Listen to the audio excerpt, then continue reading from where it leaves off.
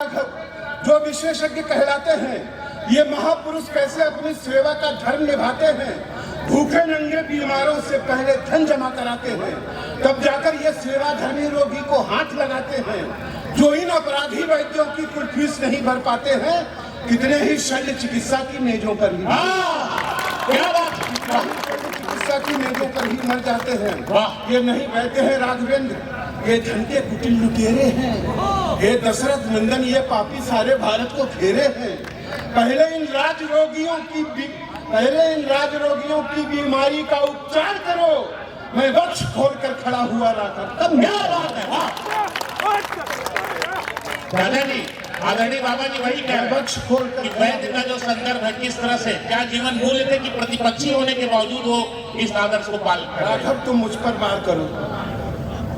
और आदरणीय एक और बड़ी खतरनाक बात कहता, मैं तो लंका का राजा था, दुनिया का वैभव ले आया, सारी दुनिया में लंका को मैंने सोने से चमकाया। लंका का कोई व्यक्ति कभी हेराम भूख से मरा नहीं। बहुत गंभीर बात है। लंका का कोई व्यक्ति कभी हेराम भूख से मरा नहीं। मैंने लंका का धन लेकर दूसरे देश में भरा नहीं। वाह, क्या इशारा दिया। भारत के धन कुबेर पैसा भारत में बचा नहीं पाए। तुम तो भारत के रक्षक थे, अपना धन बचा नहीं पाए। वाह, तुम तो भारत के रक्षक थे, अपना धन बचा नहीं पाए। चोरी से और दलाली से जनता का शोषण करते हैं। ये नए लुटेरे भारत का पैसा विदेश में भरते हैं। ये उजले उजले अपराधी ईमान धर्म से भूल गए। इनके कारण कितने किसान बेबस फांसी पर झूल गए। सत्ता फिर भी कब्जे में है, इसलिए शान से बैठे हैं। नीचे से लेकर ऊपर तक ये भ्रष्टाचारी बैठे हैं। पहले इन देशद्रोहियों के सीने पर बाण प्रहार करो। मैं वक्ष खोलकर खड़ा हुआ राघव, तब मुझ पर वार करो। एक और बहुत गंभीर बात, रावण कहता है मेरी लंका के बाशिंदे लंका पर मर मिट जाते थे, लेकिन दुश्मन तक कभी नहीं घर की खबरें पहुंचाते थे। यहाँ तो कोई चीन जा रहा है, कोई पाकिस्तान जा रहा है रोज। मेरी लंका के बाशिंदे लंका पर मर मिट जाते थे, लेकिन दुश्मन तक कभी नहीं घर की खबरें पहुंचाते थे। लंका के लाखों वीरों ने रण में खुद को बलिदान किया। मैं अच्छा था या बुरा, किंतु मेरी जिद का सम्मान किया। मैं अच्छा था या बुरा, किंतु मेरी जिद का सम्मान किया। भारत के यहाँ एक विभीषण था, जिसने दुश्मन को गले लगाया था। मैंने उस लंका द्रोही को लंका से मार भगाया था। वाह, भारत के कुछ गद्दारों ने दुश्मन से हाथ मिलाया। आतंकवादियों को घर में इन दुष्टों ने ठहराया है। घर घर विस्फोट बमों के हैं, आतंकवाद का साया है। हे राघवेंद्र, इन नीचों ने ऐसा कोहराम मचाया है, इनके कारण निर्दोषों का सड़कों पर लहू बह रहा है। वो चीख चीख कर राघवेंद्र तुमसे बस यही कह रहा है, ये लाशों के व्यापारी हैं, पहले इनका संहार करो। मैं वक्ष खोलकर खड़ा हुआ राघव, तब मुझे और कविता की अंतिम पंक्तियां और एक पंक्ति की भूमिका के साथ कि आप पश्चिमी देशों में चले जाइए, ईसा मसीह के विरुद्ध बोलिए, देखिए आपका क्या होता है। आप खाड़ी देशों में चले जाइए, छोड़िए खाड़ी देशों को, आप भारत में ही कभी कुरान पे या इस्लाम पे कह के देखिए, फतवे हो जाते हैं, सब तन से जुदा और हो भी जाता है। लेकिन हमारे देश में सरस्वती की, माता सरस्वती की, लक्ष्मी की, देवियों की नग्न मूर्तियां बनाने वाले व्यक्ति को पद्म भूषण दिया जाता है। लानत है ऐसे लोगों पर जिन्होंने इस तरह के कुकर्म किए। रावण कहता है कि रावण से भी 100 गुना बड़े ये पापी अत्याचारी हैं। हमारे यहाँ तो कोई भी खड़ा होकर के राम की आलोचना करता है, कृष्ण की आलोचना करता है, शिव की आलोचना करता है। हम सुन लेते हैं, हम बहुत सहिष्णु हैं, हम हिंदू हैं, हम सनातन धर्मी हैं, हमारा पूरी वसुधा कुटुंब है। अरे कब तक इस कुटुंब को पालोगे यार, जो हमारी जड़ें काट रहा है? रावण कहता कि रावण से भी 100 गुना बड़े ये पापी अत्याचारी हैं, लज्जा के धन के अपहर्ता, अपराधी भ्रष्टाचारी हैं। केवल मेरा वध करने का संकल्प हृदय में पाल लिया, तुमने बस रावण को देखा, अपना धनवान संभाल लिया। आखिर कब तक बस मेरा ही राघव संहार करोगे तुम? कर चुके मेरा वध एक बार, कितनी बार करोगे तुम मर्यादा के पालक हो, कैसे मर्यादा तोड़ोगे? एक ही पाप की सजा मुझे 100 बार भला कैसे दोगे? और अब वो गंभीर प्रश्न, हे कमल नयन, हो सावधान, अवसर है नैन भिगोने का। कुछ लोगों को विश्वास नहीं है राम तुम्हारे होने का। ये तुम्हारा भारत। कुछ लोगों को विश्वास नहीं है राम तुम्हारे होने का। हे राघवेंद्र, इन दुष्टों को अपनी पहचान कराओ तुम, अपने धन की टंकारों से अपनी पहचान कराओ तुम। भारत माता की पीड़ा का उपचार नहीं होने वाला, मेरा वध करके भारत का उद्धार नहीं होने वाला। पहले इन नीचों से अपनी धरती का हल्का भार करो। मैं वक्ष खोलकर खड़ा हुआ राघव, तब मुझ पर मारो। एक बार तेजी से तेज आवाज में बोल दीजिए, प्रभु श्री राम की जोरदार तालियां होनी चाहिए।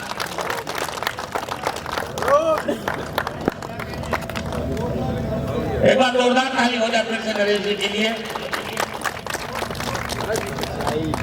जब हम पुरुषोत्तम श्री राम की बात कर रहे हैं और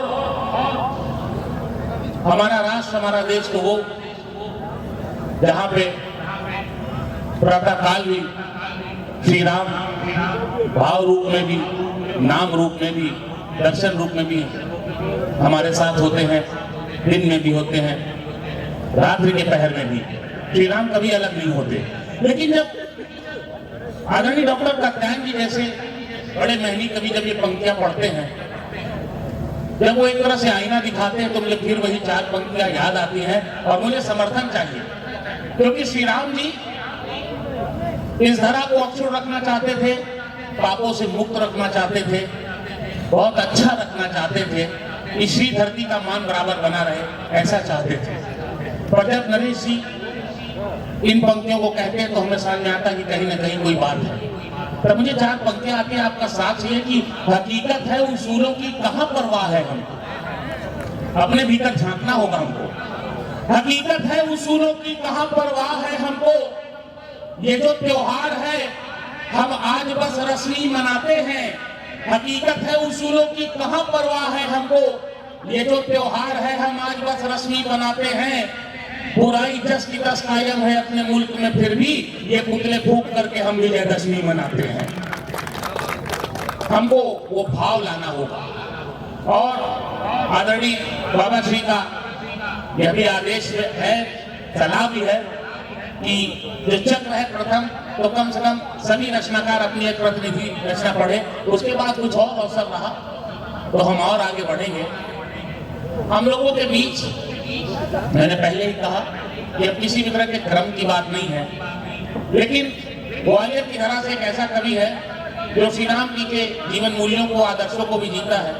और श्री राम जी क्या थे? कर्तव्य पथ के प्रतीक थे, सत्यता के प्रतीक थे, अशेष संघर्ष के प्रतीक थे। निराला याद आते हैं जब अंत में देवी माँ को प्रसन्न करने के लिए कमल नयन का ध्यान आता है और चढ़ाने के लिए वो अपनी आंख की तरफ चाकू ले जाते हैं, यानी वो संघर्ष का रास्ता नहीं छोड़ते हैं। तो श्री राम जी को कहाँ कहाँ व्याख्यायित किया जाए, किस तरह व्याख्यायित किया जाए, उनका जीवन दर्शन मूल्य हमारे अंदर बिखरा है।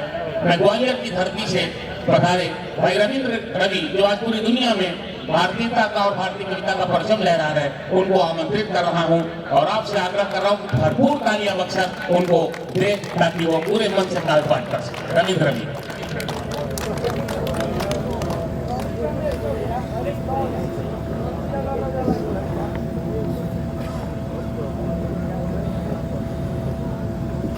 मैं नमन करना चाहता हूँ। मेरा बहुत बड़ा सौभाग्य है कि इस अगहन मास में यहाँ मेरे सामने जितने लोग बैठे हैं ये जानते हैं कि श्री राम की धरती पर, वो भी अगहन मास में आना बहुत बड़ी बात है। श्री राम का विवाह इसी बिहार की धरती पर इसी अगहन मास में हुआ।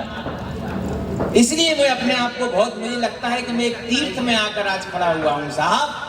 4 पंक्तियों से अपनी बात रखता हूँ, लाइट भरपूर है। उससे पहले एक बात बता दूं मैं कि आज हम भगवान श्री राम का यज्ञ यहाँ पर कर रहे हैं और जितने लोग आज मेरे अग्रज बैठे हुए हैं वो सब राम के वंशज हैं, सब के सब राम के वंशज हैं। आप कहीं से भी देख लीजिए। इस यज्ञ के प्रणेता साक्षात हमारे बाबा अश्वनी कुमार जी बैठे हैं। विद्वान लोग जानते हैं कि अश्वनी कुमार भी सूर्यवंशी हैं और भगवान श्री राम भी सूर्यवंशी थे। ये दोनों में समानता है। तब मैं नमन करना चाहता हूं इस मंच को और 4 पंक्तियों से अपनी बात कहना चाहता हूं। मेरे बक्सर, ऐतिहासिक नगरी बक्सर में खड़ा हूं, भगवान श्री राम की नगरी में साहब नमन करना चाहता हूं यहाँ के लोगों को। ये अगहन मास है, जब 4 पंक्तियां सुनिए इस पवित्र स्थली पर साहब। क्या है धरती, सुनिएगा कि यही धरती करोड़ों दीपकों से जगमगाई थी। यही धरती करोड़ों दीपकों से जगमगाई थी। सुरों ने स्वर्ग से आकर यहाँ पर दी बधाई थी और झुकाता हूँ मैं अपना शीश इस रघुबर की धरती को। अरे इसी धरती पे एक दिन राम की बारात आई थी। इसी धरती पे एक दिन राम की बारात आई थी। और अब मैं वो पंक्तियां पढ़ना चाहता हूँ साहब जो मैंने एक गांव में भगवान श्री राम के मंदिर के सामने बैठकर जो मैं लिख पाया। जो कुछ रामचरितमानस से मुझे मिला, मैंने उस संदेश को कविताओं के माध्यम से, क्योंकि श्री राम हमारे संस्कार के प्रणेता हैं, जिन्होंने संस्कार की प्रतिमूर्ति हैं, तब मैं चंद पंक्तियां आपके बीच में रखता हूँ। मंच में बहुत सारे हमारे अग्रज बैठे हैं, मैं बहुत कम समय लूंगा आपका। सीधी कविता से जोड़ता हूँ, सुनिएगा साहब। भगवान श्री राम को याद रखिए और मेरी पंक्तियां सुनिएगा। लेकिन उससे पहले मेरा मन है कि बक्सर के ऐतिहासिक उन शहीदों को, ये पुण्य भूमि है, उनको 4 पंक्तियां मैं नमन करना चाहता हूं जिन्होंने ऐतिहासिक लड़ाई में इस बक्सर के ऐतिहासिक इतिहास रच दिया। 4 पंक्तियां इस पुण्य माटी की। क्या है बक्सर की धरती कि कला और संस्कारों की ये पावन राजधानी है। कला और संस्कारों की ये पावन राजधानी है। यहाँ की पुण्य माटी में शहीदों की कहानी है। यहाँ की पुण्य माटी में शहीदों की कहानी है। रहा है देशभक्ति का सदा इतिहास बक्सर का है। खुशकिस्मत हमारे खून में बक्सर का पानी है। हमारे खून में बक्सर का पानी है। ये मेरी श्रद्धांजलि थी और 4 पंक्तियां श्री राम के चरित्र से जो मैंने लिखी हैं, मैं संदेश आपको देना चाहता हूँ क्या होना चाहिए। सुनिएगा। बाबा बैठे हैं, बाबा कितनी ऊंचाइयों पर हैं, इसके बावजूद उन्होंने अपने संस्कारों से जुड़े हुए, अपनी जड़ों से जुड़े हुए हैं। तब 4 पंक्ति में बाबा को समर्पित करना चाहता हूँ। इसमें एक संदेश है, राम का भी संदेश है, सुनिएगा कि बहारें लाख हो पर पतझड़ों को भूल मत जाना।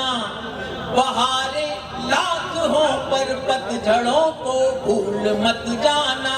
और बुलंदी पाके तू अपनी जड़ों को भूल मत जाना। बुलंदी पाके तू अपनी जड़ों को भूल मत जाना। दुआ करते हैं ये अक्सर तुम्हारी कामयाबी की। अरे कभी भी भूल कर अपने बड़ों को भूल मत जाना। भूल कर अपने बड़ों को भूल मत जाना। और 4 नीति शास्त्र की 4 पंक्तियां और सुनिए जीवन का उद्देश्य क्या होना चाहिए साहब।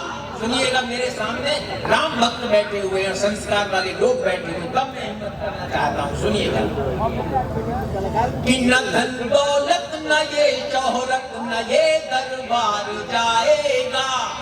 बाबा धन दौलत में ये दरबार जाएगा। सुनिएगा कि न धन दौलत न ये शोहरत न ये दरबार जाएगा। अरे तेरे अंतिम सफर में संग तेरा किरदार जाएगा, तेरे अंतिम सफर में संग तेरा किरदार जाएगा। सियासी दांव पेचों से जहां को जीतने वाले, अरे तू एक दिन उस अदालत में मुकदमा हार जाएगा, एक बार जोरदार तालियां लीजिए। मुकदमा हार जाएगा। और क्यों हारेगा? मैंने लिखने की कोशिश की छोटी सी कलम में, बहुत अच्छा स्वागत है। कोई कितना भी बड़ा हो जाए साहब, मेरी 4 पंक्ति तो याद कवि हूँ कि सभी को इस जमाने में सभी चीजें नहीं मिलती, सभी को इस जमाने में सभी चीजें नहीं मिलती। अरे किसी बाजार में पैसे से तहजीबें नहीं मिलती, और जहाँ की हर अदालत से बड़ी एक और अदालत है, जहाँ की हर अदालत से बड़ी एक और अदालत है, वहाँ बस फैसले होते हैं, तारीखें नहीं मिलती, फैसले होते हैं, तारीखें नहीं मिलती। तब 4 पंक्तियां और देखी मेरे राम के चरित्र से लिए साहब। मेरा मानना है कि संसार में वो व्यक्ति सबसे सौभाग्यशाली होता है साहब जिसके माता और पिता जिंदा है। राम के चरित्र को याद रखिए और एक पंक्तियों को सुनिए। स्वागत है, स्वागत है। कि मेरे घर में बुजुर्गों के मधुर पद चाप जिंदा